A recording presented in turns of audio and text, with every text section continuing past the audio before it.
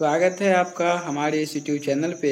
आज की इस वीडियो में ऑप्टिक्स की क्लास को आगे बढ़ाते हुए हम पार्श्विक विस्थापन तथा वास्तविक और आभासी गहराई की चर्चा करेंगे। ये जो है टॉपिक अपवर्तन से संबंधित है और एग्ज़ाम पॉइंट ऑफ व्यू से काफ़ी इम्पोर्टेंट है। और वैसे दैनिक जीवन में भी ये देखने को ये चीज़ें अक्सर मिलती है कि जब जहाज़ जो है ऊपर उड़ रहा होता है तो वह जो है वो अपने वास्तविक ऊंचाई से और ज़्यादा ऊंचाई पर उड़ते हुए प्रतीत होता है।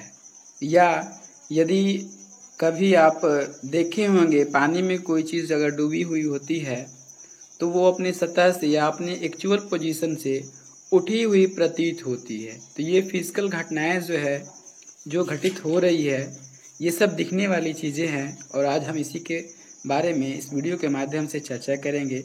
इम्पॉर्टेंट टॉपिक है, इंटरेस्टेड टॉपिक है, बने रहिए लास्ट तक। तो स्टार्ट करते हैं पार्श्विक विस्थापन। पार्श्विक विस्थापन समझने से पहले एक डायग्राम है, इसे आप देख लीजिए ध्यान से थोड़ा। यहाँ जो है एक प्रकाश की किरण पुंज किसी ग्लास के सतह पे पड़ता है तो इसे जब ग्लास पे पड़ेगा तो इसे कुछ इस प्रकार से डॉटेड लाइन से जो दिखाया गया ऐसे आना चाहिए था, लेकिन ऐसे ना आकर यह जो है अपवर्तन के नियम को पालन करता है।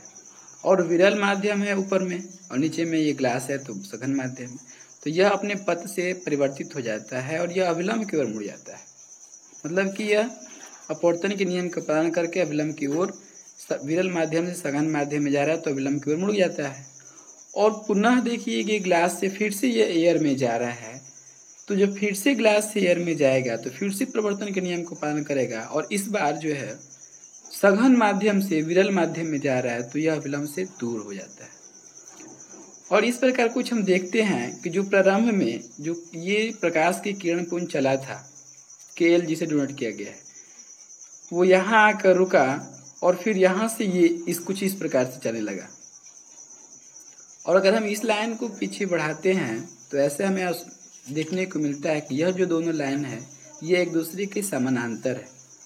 जाना चाहिए था ये पकड़कर, ये जो सीधा है ये पकड़कर जाना चाहिए था, लेकिन अब जाने लगा ऐसा कुछ। ठीक है, मतलब यह जो अपने पथ से विस्थापित हो गया और इसे ही हम कहते हैं पार्श्विक। तो मुझे उम्मीद है ये समझ में आ गया होगा कि पार्श्विक विस्थापन होता है क्या है। मतलब अपने मूल पथ से विस्थापित हो जाना और इसे ही कहते हैं हम पार्श्विक विस्थापन। तो अब समझते हैं इसे। सबसे पहले एक कांच की पट्टी ले लेते हैं और ये कांच की ये देखिए नोट्स। मुझे उम्मीद है आप लोग ऑप्टिक्स का नोट्स अच्छे से बना रहे होंगे। मैं इसीलिए ये नोट्स को भी शेयर कर रहा हूँ आप लोग के साथ, ताकि समझने के साथ साथ ये आपके नोट्स भी एक स्टैंडर्ड नोट्स भी आपके तैयार होते चले। तो मान लेते हैं कि ABCD क्या है, एक आयताकार कांच की पट्टी है जिसके अपवर्तनांक μg है। ग्लास है तो इसलिए अपवर्तनांक जो है म्यू ग्लास दिखाया गया है μg, तथा मोटाई जो है इसका t है। यही है ABCD दिखाई दे रहा है जो फिगर में। इसके बाद एक सतह है, इस पे सतह से जो है वो एक किरण पुंज, प्रकाश की किरण पुंज आपतित हो रहा है और कुछ अविलंब से I1 कोण बनाता है, यह अपवर्तन कोण कहलाता है। इसके बाद जो है यहाँ पुनः देखिए तो यहाँ पे R2 जो है अपवर्तन कोण होता है और कुछ इस प्रकार से आगे बढ़ता है। तो ये सब देख लीजिए एक बार। और यहाँ हमें पता ही है कि जब प्रकाश किरण विरल माध्यम से सघन माध्यम में जाता है तो अभिलंब की ओर मुड़ जाता है और जब सघन से विरल माध्यम में जाता है तो अभिलंब से दूर हो जाता है। पहले ही मैं इसे डिस्कस कर दिया हूँ कि यह देखिए अभिलंब की ओर आया और फिर से ये देखिए अभिलंब से दूर गया, कुछ इस प्रकार से। तो आगे बढ़ते हैं। अब यहाँ दो बिंदु दिखाई दे रहा है, एक बिंदु L है और दूसरा बिंदु M है। इस दोनों बिंदु पर हम स्नेल का नियम लगाएंगे और स्नेल का नियम क्या कहता है, ये वाला कोण और जिस माध्यम में है, मतलब कि म्यू जो है ये ऊपर एयर है तो म्यू एयर इंटू साइन आई का मान जो होगा वो यहाँ देखिए म्यू ग्लास साइन यहाँ कितना है R1 है, R1 के बराबर होगा। यही स्नेल का नियम कहता है कि मतलब म्यू साइन आई कांस्टेंट होगा। तो L पे और M पे एक बार फिगर को ध्यान से देख लीजिए और आगे बढ़ते हैं। एल पर जब स्नेल का नियम लगाएंगे तो म्यू ए एयर था, म्यू ए, देखिए एक बार फिर से मैं डायग्राम को ड्रॉ कर लेता हूँ, यहाँ क्लियर हो जाएगा आपको। कुछ इस प्रकार से था, ऐसे था और फिर ऐसे था।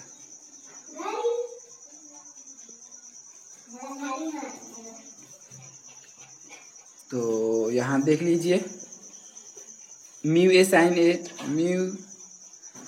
म्यू ए साइन आई बराबर म्यू जी साइन आर। बिंदु एल पे जो यहाँ शुरू पड़ रहा था, यहाँ के लिए मैं कर रहा हूँ, ये आपका था I1 और यहाँ था R1। तो यहाँ स्नेल का नियम लगाएंगे, इधर ऊपर में क्या था, एयर था, नीचे में ये ग्लास था, तो यहाँ लगाएंगे हम तो mu A sine I1 equal to mu G sine R1, कुछ इस प्रकार से। और इसे अगर हम देखें तो हम कह सकते हैं कि साइन आई बटे में साइन R1 बराबर म्यू जी बटे में म्यू ए। अब यहाँ म्यू जी बटे में म्यू ए क्या है, किसका अपवर्तनांक है, तो एयर का ग्लास का अपवर्तनांक है, किसके सापेक्ष, तो एयर के सापेक्ष ग्लास का नीचे जो सफिक्स में रहता है ना, उसी का यह अपवर्तनांक होता है। अगर ऐसे कुछ दिया हुआ है, सपोज करते हैं इस तरह से कुछ अगर आपको दिखाई दे रहा है कहीं इस तरह से दिखाई दे रहा है, तो ये किसका अपवर्तनांक, दूसरा का अपवर्तनांक है पहले के सापेक्ष। और लिखना होगा तो हम लिखेंगे μ2 बाई μ1, यही एक वेग के रूप में लिखना होगा तो हम लिखेंगे v1 बाई v2। अपवर्तनांक के रूप में लिखना होता है नीचे वाला ऊपर और ये ऊपर वाला नीचे, लेकिन वेग लिखना होगा तो ऊपर वाला ऊपर नीचे वाला नीचे, इस तरह से कुछ समझ लीजिए। सेम उसी प्रकार स्नेल का नियम अगर बिंदु एम पर लगाते हैं तो एम के लिए भी देख लीजिए, एम पर स्नेल का नियम जब लगाएंगे तो यहाँ पे I2 है, ये I2 है, तो I2 जो है वो किसके साथ, ग्लास के साथ। तो हम कह सकते हैं कि म्यू जी साइन I2 का मान जो होगा, फिर से एयर आ गया, म्यू ए साइन और यहाँ पे क्या R2 है, तो R2 के बराबर होगा। तो कुछ इस प्रकार से यहाँ भी देख लेते हैं, R2 के बराबर होगा, फिर से यहाँ देखेंगे तो मिलेगा मुझे कुछ इस प्रकार। देखिए म्यू किसका अपवर्तनांक, तो एयर का ग्लास के सापेक्ष।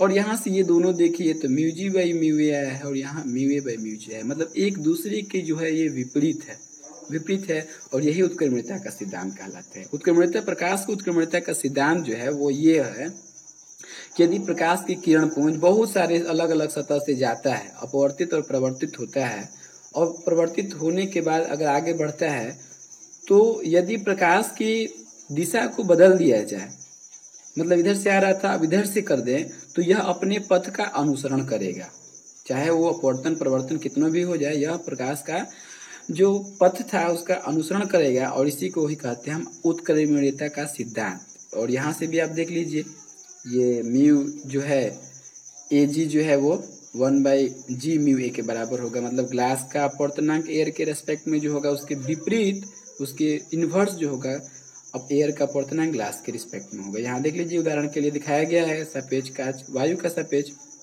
3/2 है, तो कांच का सापेक्ष वायु का अपवर्तनांक जो होगा वो 2/3 हो जाएगा। और इस प्रकार से हम अगर इसका मान अगर रखें तो म्यू ए जी और म्यू जी ए का मान अगर हम लिखें, इसका दोनों का अगर थोड़ा सा इसको कम कर लेते हैं, इस दोनों का मान अगर हम रखें यहाँ, इसका मान और इसका मान, तो कुछ ये दोनों दिखाई दे रहा है ना आपका, ये दोनों, तो म्यू ए जी का मान तो ये हो गया साइन I1 बटे में साइन R1, लेकिन इसका अगर हम मान रखें 1 बटे में जी म्यू ए का मान रखेंगे तो ये जो है बदल जाएगा, साइन R2 बटे में साइन I1 हो जाएगा। देख लीजिए साइन R2 बटे में साइन I1 हो गया, क्योंकि 1 बटे में है ये, तो कुछ इस प्रकार से है। अब देखते हैं मैथमेटिकल जो है उसको देखते हैं, ज्योमेट्रिकल के हिसाब से, ज्यामितीय के हिसाब से अगर देखें तो हम कह सकते हैं कि R2 का मान जो है वो I2 के मान के बराबर होगा कि नहीं, क्लियर है। तो R2 का मान I2 के मान के बराबर होगा। फिर से यहाँ देख लीजिए I2 का मान यहाँ मिस्टेक कर रहा हूँ मैं बोलने में, R1 का मान जो है वो I2 के मान के बराबर होगा। देख लीजिए यहाँ कुछ ऐसे ही I2 का मान R1 के बराबर है, तो जब I2 का मान R1 हो जाएगा तो ये देखिए कैंसिल हो गया और रिजल्ट क्या मिला, साइन I1 बराबर साइन R2, तो साइन I1 बराबर साइन R2 मिला। और इस प्रकार हम कह सकते हैं दोनों जया है तो इस कोण भी बराबर होगा। तो जब कोण बराबर होगा तो रिजल्ट एक बहुत बेहतरीन मिलेगा आपका। वो रिजल्ट ये है कि निर्गत किरण जो Mn था वो आपतित किरण के एल के समानांतर होगा। देख लीजिए निर्गत किरण कौन सा किसको कहा जा रहा है, फिर से डायग्राम में एक बार। निर्गत किरण ये फाइनल जो निकल कर जा रहा है वो निर्गत किरण एम एन जो है वो के एल के समानांतर ही है। देख लीजिए आपका के एल है ना, ये के एल था, ये के एल हो गया, के एल के समानांतर हो गया, ठीक है। और जब के एल का समानांतर हुआ तो थोड़ा सा अपना पथ जो है वो विस्थापित हो गया है। यहाँ पे इसका पथ जो है देख लीजिए ये विस्थापित हो गया है, और इसे ही हम कहते हैं पार्श्विक विस्थापन। तो मुझे उम्मीद है ये क्लियर हो गया होगा, समझ में आ गया होगा पार्श्विक विस्थापन किसे कहेंगे, लेटरल डिस्प्लेसमेंट किसे कहेंगे। अब थोड़ा सा और डिस्कस करते हैं इसके जो फॉर्मूलाज आता है उसके बारे में। तो अगर हम बात करें, यहाँ एक डायग्राम में बना रहा हूँ क्योंकि डायग्राम यहाँ बहुत जरूरी है। यहाँ एक डायग्राम आपका हो गया ये कुछ इस प्रकार से, ये किरण आया था, इसको जाना चाहिए था ऐसे कुछ, लेकिन यहाँ डायग्राम बन नहीं पा रहा है। एक ऐसे आया और ये चला गया ऐसे, ठीक है। डायग्राम को ही ध्यान से देखिएगा क्योंकि डायग्राम में ही सब कुछ है, और डायग्राम नहीं समझ में आएगा तो ये फिर कुछ नहीं समझ में आएगा। फिर ये आपका था I1, यहाँ पर था I2, यहाँ था R2 और यहाँ कुछ R1, ठीक है। इसके बाद यदि अगर हम मान लेते हैं यहाँ पे डेल हो गया, विचलन हो गया, ठीक है। और ये पृष्ठ जो था, ये सतह जो था वो के एल था और यहाँ मान लेते हैं एल डैश हो गया। एक काम करते हैं, आप इस डायग्राम को पहले अपने कॉपी पे कहीं साइड में बना लीजिए, इसके बाद इसी से समझते हैं। इसको वीडियो को पॉज करके इस डायग्राम को बना लीजिए, फिर हम समझ ले रहे हैं यहीं पे। देखिए यहाँ क्या कर रहा है कि के एल को आगे बढ़ाते हैं, इस बिंदु पर एम से लंब एम एन डैश खींचते हैं। देख लीजिए इसको आगे अगर हम बढ़ा दें, इस लाइन को आगे हम बढ़ा दें और इस पर एक लंब खींच दें तो कुछ इस प्रकार से ज्योमेट्रिकल आपका बन जाएगा, फिगर जो है इस तरह से दिखेगा। इसके बाद एम एन डैश जो है वो पार्श्विक विस्थापन, जो लंब हम खींचा था, जो मैंने लंब डाला था इस पे, वो लंब जो है वो एम एन डैश जो था वो पार्श्विक विस्थापन कहलाएगा। और मान लेते हैं कि एम एन एल डैश, यहाँ देखिए एम एन एल डैश, ये अगर मान लेते हैं थीटा, और ये हो गया आपका पार्श्विक विस्थापन, इससे अगर थीटा मान लेते हैं तो यहाँ देखिए दो त्रिभुज बनेगा। तो यहीं से क्लियर कर लेते हैं, दो त्रिभुज बनेगा। एक त्रिभुज हमें चाहिए क्या, फाइनली हमें रिजल्ट एम एन चाहिए, एम एन डैश चाहिए, यही ना। तो यहाँ दो त्रिभुज बन रहे हैं, दोनों त्रिभुज को ध्यान से यहाँ समझ लीजिए, समझ में आ जाएगा। बाकी एक त्रिभुज हो गया L M N dash, L M N dash एक त्रिभुज हो गया, और दूसरा त्रिभुज हो गया एल एल डैश एम, और ये एक दूसरा त्रिभुज हो गया। दोनों त्रिभुज से ध्यान से देखिए, हमें अगर यहाँ देखेंगे तो साइन डेल बराबर जो होगा वो क्या मिलेगा, साइन डेल का मान जो होगा होता क्या है, लंब बटे में कर्ण, मतलब कि एम एन डैश और बटे में क्या हो जाएगा, कर्ण एल एम होगा। ये दूसरे कलर ले लेते हैं, देखिए जब साइन का मान लेंगे तो ये आपका लंब और बटे में कर्ण हो गया ना ये। और यहाँ से अगर हम एम एन डैश को अलग करें तो एम एन डैश की जगह पे हम लिखेंगे क्या, साइन डेल और नीचे ये वाला ऊपर चला गया into L M sine del कह सकते हैं, हो जाएगा L M sine del, M N dash का मान आया था। अब यहाँ से देखिए एल डैश एम का मान अगर देखें तो ये आपका R1 है, और ये ग्लास का थिकनेस T था। तो अगर हम यहाँ से cos R1 का मान देखें तो कहेंगे हम कि लंब बटे में आधार बटे में कर्ण, आधार और बटे में कर्ण। तो cos R1 के जगह पे आधार ये आपका हो गया एल डैश और बटे में कर्ण जो हो गया यहाँ भी आपका एल एम। तो एल एम का मान यहाँ से भी एक मिल गया। दोनों इक्वेशन को अगर हम यहाँ देख लीजिए फिर से एक बार बच्चे, यहाँ ये आपका रिजल्ट आया था, और एम एन डैश का मान एल एम साइन डेल के रूप में आया, ठीक है। आगे एल एल डैश एम के त्रिभुज से अगर देखें हम तो जो ये त्रिभुज आपको कुछ इस प्रकार से था, यहाँ R1 था, तो यहाँ से देखें हम, यहाँ एल एल डैश और ये आपका था एम, यही था ना। तो यहाँ से देखिए तो cos R1 बराबर हो जाएगा एल एल डैश बटे में एल एम, और यहाँ भी एल एम का मान नहीं मिला, और एल एम का मान कितना, एल एल डैश बटे में cos R1, और एल एल डैश क्या है, एल एल डैश जो है वो ऐसा कुछ एल एल डैश, यहाँ एल था और यहाँ एल डैश था, तो ये जो है वो थिकनेस है, ग्लास की मोटाई है जिससे होकर प्रकाश पार कर रहा है। तो हम उसको कह सकते हैं यह टी के बराबर है, तो ये टी के बराबर हो गया। अब देखिए यहाँ से फिर से अगर हम एम एन डैश के मान जो है पुट कर दें यहाँ पे, एल एम साइन डेल के जगह पे मान अगर पुट करें एल एम के जगह पे, तो एल एम के जगह पे हम कह सकते हैं टी बटे में कॉस आर वन, तो टी बटे में कॉस आर वन हो गया। तो इस प्रकार से एम एन डैश का मान जो रिजल्ट आएगा वो टी इंटू साइन, और डेल को अगर चेंज करें हम, डेल को अगर हम चेंज करें, अब यहाँ अगर हम डेल का मान चेंज करें थोड़ा सा, ये आपका डेल है ना, डेल का मान टी इंटू साइन डेल बटे में कॉस आर वन आया है। डेल का मान अगर यहाँ से चेंज करें तो फिगर में देखिए डेल के जगह पे हम क्या लिख सकते हैं, फिगर आपका ये रहा, डेल के जगह पे हम लिख सकते हैं ये, यहाँ से एक बार देख लीजिए, तो डेल के जगह पे हम लिख सकते हैं I one in minus R one. तो इस तरह से यहाँ जो रिजल्ट आया वो मेरा एक एम एन डैश बराबर ये कुछ फार्मूला आया, और एम एन डैश क्या था, पार्श्विक विस्थापन था। थोड़ा सा समझाने में दिक्कत जरूर हो रहा है, मोबाइल के डिस्प्ले पे थोड़ा रोलिंग करने में, स्क्रॉलिंग करने में दिक्कत हो रहा है, और फिगर जल्दी बन नहीं पा रहा है। फिर भी आप फिगर को कॉपी पे बनाकर इसके बाद इसे समझिए, बिल्कुल समझ में आ जाएगा। तो इसे ही पार्श्विक विस्थापन का समीकरण कहा जाता है। पार्श्विक विस्थापन कांच की पट्टी की मोटाई टी के समानुपाती होता है। आपतन I1 बढ़ाने पर पार्श्विक विस्थापन का मान बढ़ता है। बहुत ही इंपॉर्टेंट ये नोट्स है, इसको याद रखिएगा, exam objective point of view से काफी इंपॉर्टेंट है। कह रहा है कि थिकनेस के समानुपाती होता है, थिकनेस जितना ही ज्यादा होगा पार्श्विक विस्थापन उतना ही ज्यादा होगा। समझ में आ रहा ना, अगर ये मोटाई जितने ही ज्यादा होगा पार्श्विक विस्थापन जो है उतना ही ज्यादा होगा, उतने ही ज्यादा अपने पथ से दूरी होगा जितने ये टी का मान बढ़ेगा। इसके बाद कर रहा है आपतन कोण का मान बढ़ेगा तो पार्श्विक विस्थापन भी मान भी बढ़ेगा। देख लीजिए I1 का मान यदि ज्यादा होगा तो I1 माइनस R1 घटेगा तो ज्यादा होगा, साइन का फलन है तो साइन के थीटा एंगल का मान जैसे जैसे बढ़ेगा इसका मान भी बढ़ेगा।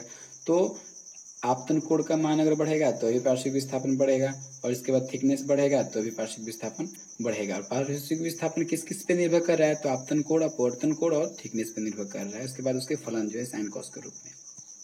तो ये था आपका पार्श्विक विस्थापन। अब बात करते हैं वास्तविक तथा आभासी गहराई के।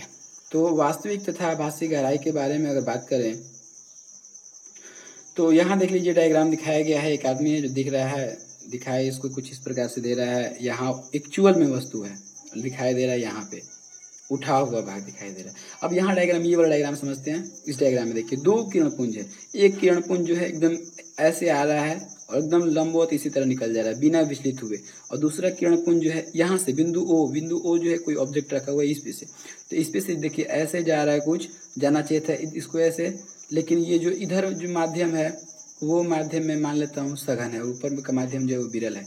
तो विरल है तो ये क्या होगा, अविलंब से दूर इधर जा रहा है, जाना चाहिए था इसको ऐसे लेकिन ये जा रहा है इधर मुड़ जा रहा है। ठीक है, समझ में आएगा डायग्राम। अब डायग्राम समझ में आएगा तो देख लीजिए ये कुछ माना गया है, मानने वाला चीज़ों को कॉपी में पर लिख लीजिएगा।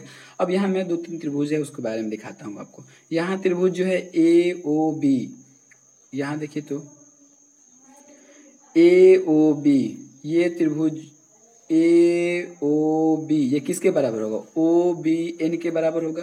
AOB यदि यहाँ I है तो OBN यहाँ भी I होगा, ये कोण यदि I है तो ये कोण भी I होगा।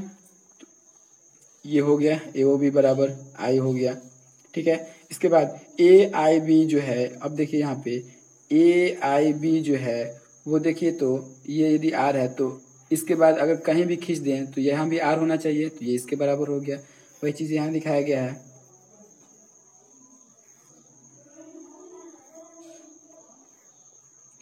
अब दोनों त्रिभुज से अगर हम देखें तो साइन I बराबर हम कह सकते हैं, साइन I बराबर क्या होगा, साइन I बराबर देखेंगे तो यहाँ पे इसके सामने लंब AB और बटे में OB, साइन I बराबर AB बटे में OB।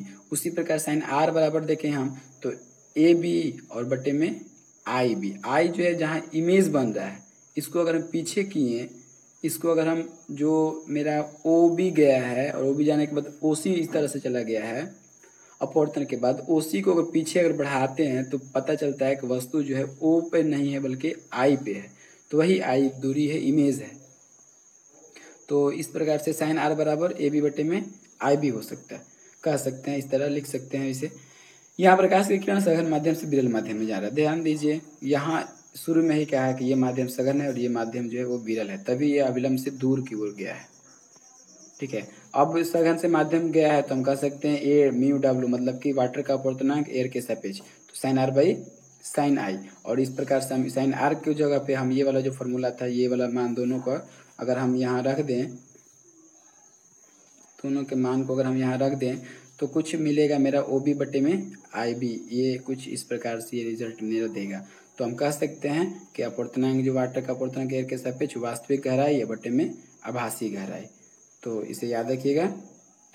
अब यहाँ देखिए थोड़ा सा, यदि वायु तथा पानी के लिए अपवर्तनांक जो है इतना दिया हुआ है, तो हम कह सकते हैं कि यदि पानी का अपवर्तनांक एयर के सापेक्ष दिया हुआ है तो हम कह सकते हैं वास्तविक गहराई और आभासी गहराई में संबंध जो है, आभासी गहराई जो होगा 3/4A इंटू ओ ए। यदि अब ऐसे समझिए, यदि वाटर का अपवर्तनांक दिया हुआ है 4/3, मतलब 1.334 समथिंग होता ही है, दिया हुआ है। तो अगर आपसे ये कहा जाए कि 4 मीटर अंदर नीचे कोई 4 मीटर गहराई पे कोई वस्तु रखा हुआ है तो उसका आभासी गहराई बताइए, तो आभासी गहराई कितना होगा, 3/4 होगा उसके मूल गहराई के। मूल गहराई जितना होगा उसका कितना होगा आभासी गहराई, तो 3/4 हो जाएगा। यदि 4 मीटर नीचे रखा हुआ है तो 3/4 इंटू 4, 4 कैंसिल हो गया, 3 मीटर, मतलब कि वो 3 मीटर दिखाई देगा। है नीचे 4 मीटर और दिखाई देगा आपको 3 मीटर, मतलब उठा हुआ दिखाई देगा, ये यहाँ ना होकर यहाँ दिखाई देगा। तो कुछ इस प्रकार से इसको याद रखिएगा, ये एग्जाम में डायरेक्ट पूछा जाता है ऑब्जेक्टिव के रूप में।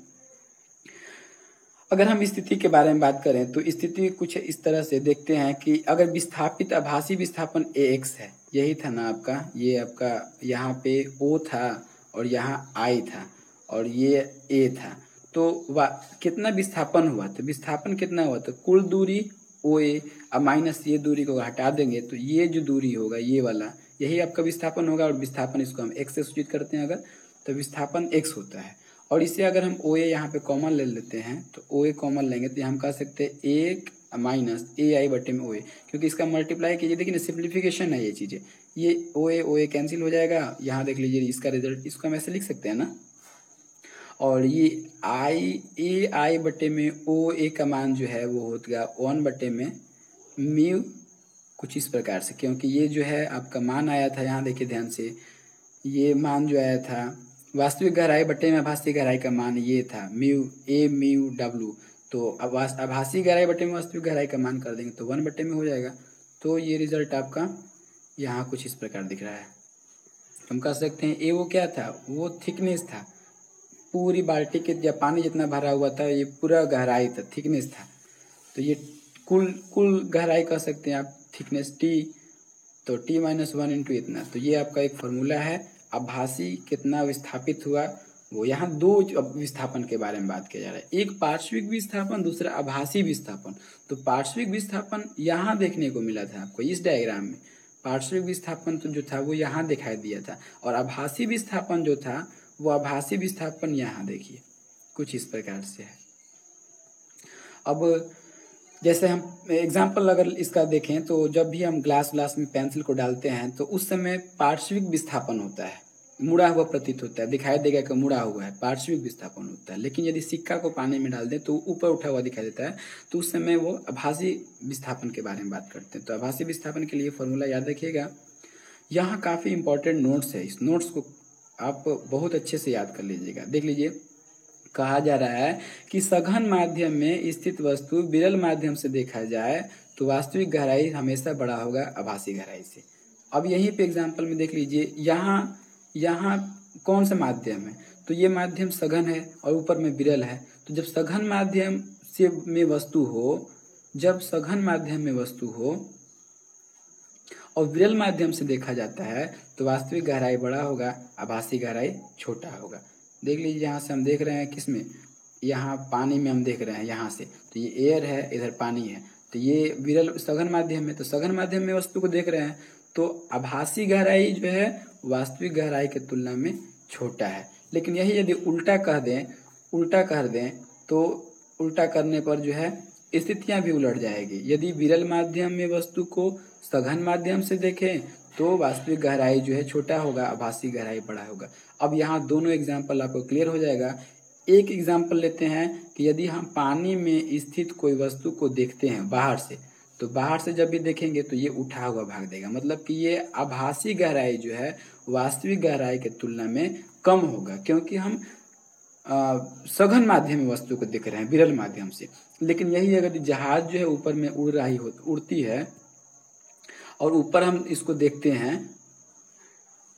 ये आपका जहाज हो गया, इसको हम देख रहे हैं, तो हम जहाँ पे हैं वहां पे क्या है, सघन माध्यम में। यहाँ एयर है, यहाँ भी एयर है, लेकिन ऊपर में क्या है, विरल माध्यम है। तो जब सघन माध्यम से विरल माध्यम में वस्तु को देखेंगे तो इस समय क्या है, ये लग रहा है कि जहाज ये ऊंचाई ये है वास्तविक, लेकिन ये बहुत ऊंचा दिखाई देगा, लगेगा उससे भी ज्यादा ऊंचा पे जहाज उड़ रहा है।